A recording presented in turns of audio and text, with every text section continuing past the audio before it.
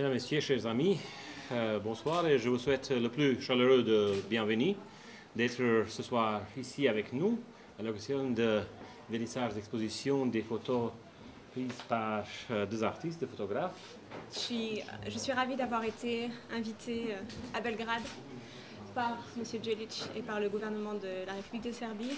Je suis très honorée d'avoir partagé ce projet avec Nebojša, dont j'admire beaucoup le travail.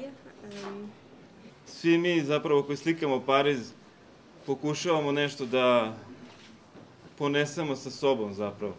Taj neki duh Pariza i to je ta neka dodirna tačka gde smo našli Valenciennes i ja zapravo dodirna tačka Beograda i Pariza kao dva najlepša grada na ovoj planeti.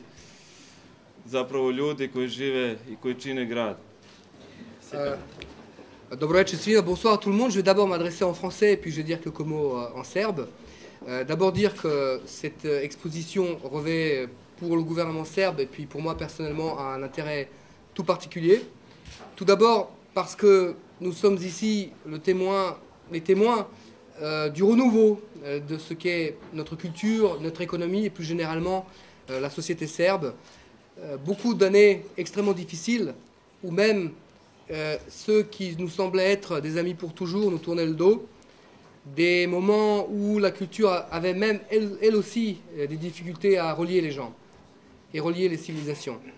Merci beaucoup d'être ici ce soir, merci de faire le pas qui va être le pas de l'amitié, mais nous au gouvernement, on va s'attacher pour les 4 années qui viennent, car la Serbie pour la première fois a un peu de stabilité politique face à soi, on va essayer de faire du concret et de donner la base de ce qui va être l'amitié franco-serbe de demain. Merci beaucoup.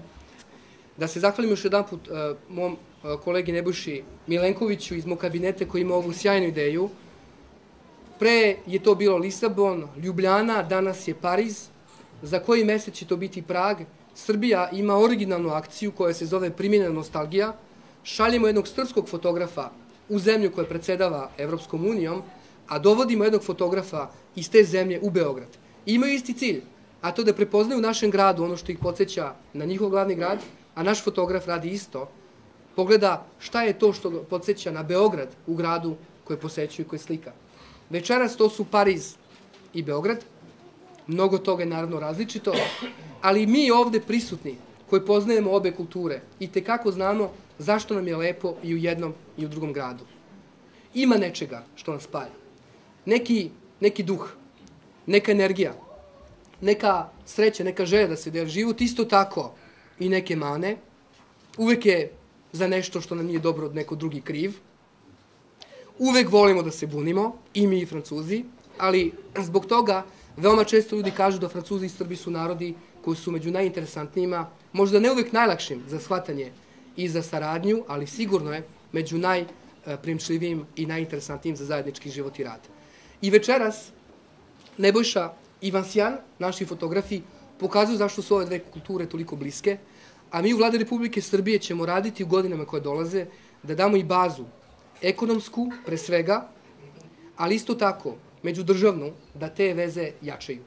I ove slike večeras pokazuju da ono što je svojstveno i Parizu i Beogradu, to su ljudi. To živeo Beograd, živeo Pariz i živelo srpsko-francusko prijateljstvo koje ćemo graditi u ovom veku na snažnim osnovama, a to su zajednički interesi. Hvala puno na vašem prisustvu.